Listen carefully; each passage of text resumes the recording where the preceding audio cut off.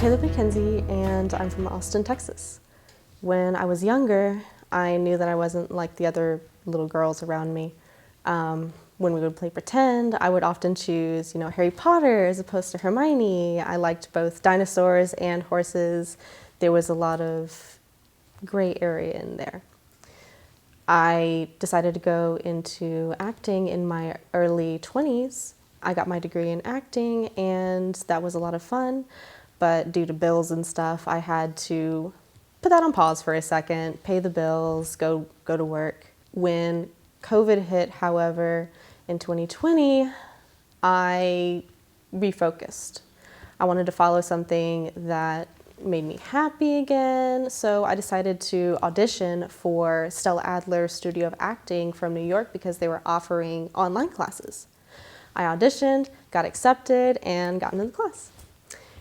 During the class, it was the second day, and the teacher had asked, I'm sorry, I should have done this the first day. I would like to know everybody's pronouns just so I'm respectful. And he gave options, she, her, he, his, they, them, and when he said they, them, I'm like, oh, okay.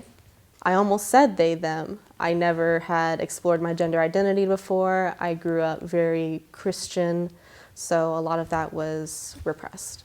I had started exploring that idea, and it was kind of made complicated by the fact that I had just started talking to this new guy as well. I would slip in little things of like, I don't feel either way, haha, whenever gender was brought up. And I think he just kind of brushed it off. But there was one day where I finally had built up to the question of something along the lines of, would you still love me if I was non-binary? And he goes, slightly less. As we continued on with our relationship, I kind of started uncovering who he really was. He had hidden a lot of things from me, and I had actually found a Trump flag in his closet. And I asked him about it. I'm like, hey, what's this doing in your closet? And he goes, oh, it's nothing. I just like to collect memorabilia from elections and stuff. And it always ate away at me. He had started mentioning things like, as long as you're with me, you'll always be taken care of, because he had a really good job and he had a couple businesses on the side too. And I knew that, he had a lot of financial power. I'm a silly person, I'm goofy, so I like to share memes a lot. There was a meme that I had sent him that was something along the lines of, I want to dress spooky and, not feminine, I want to be spooky. And he said, well, I don't want a spooky partner, I want a respectable partner. It kind of hit me at that point. I needed to start thinking of ways to make my own money, because at that point I was coming to terms with the fact that this may or may not work out. So I ended up taking a software engineering class from ACC. It was a boot camp to completely get, the basics down. During that, I had wanted to get my nails done. And I just really like having my nails long. It makes me feel good. And he had said, oh, well, you shouldn't get your nails long. It'll slow down your typing. It wouldn't have slowed down my typing. I type fairly well with them, thank you. Things like that, just little things like that. I was starting to make progress in the boot camp, and we were coming up on our midterms. It was going to be a 4-hour-long coding session, right? I knew that I really needed to get some sleep, things like that. I was really trying to take care of myself, but tensions between us were getting high. When we would fight, especially the last one, he asked me to sleep on the couch. Sometimes, even without a fight, he would just fall asleep on the couch. He wouldn't care to come to bed.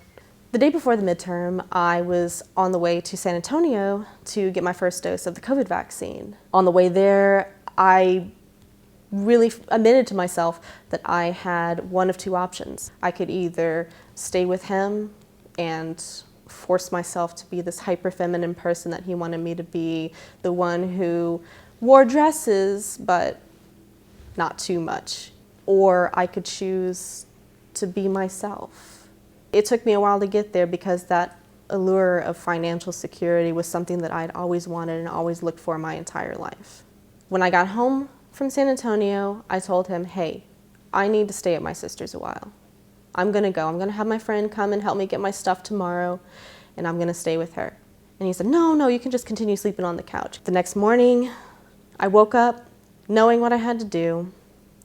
I took my 4-hour coding final, and then 20 minutes later, my friend arrived. We packed my stuff up. I got my dog, and I told him that was it. So I had arrived at my sister's, and then the next day, I had done something that I kind of did in my spare time just to I had always gone on Amazon and searched non-binary pride flags, just kind of secretly. When I went and searched this time, I found the right one and it felt right.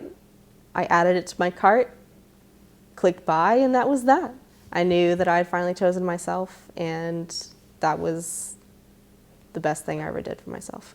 Today, I'm thriving mentally. I'm in a very loving, very happy relationship. I look forward to our future together. He accepts me for exactly who I am, and he's along for the ride. Being honest with myself has given me that strength to go for the win.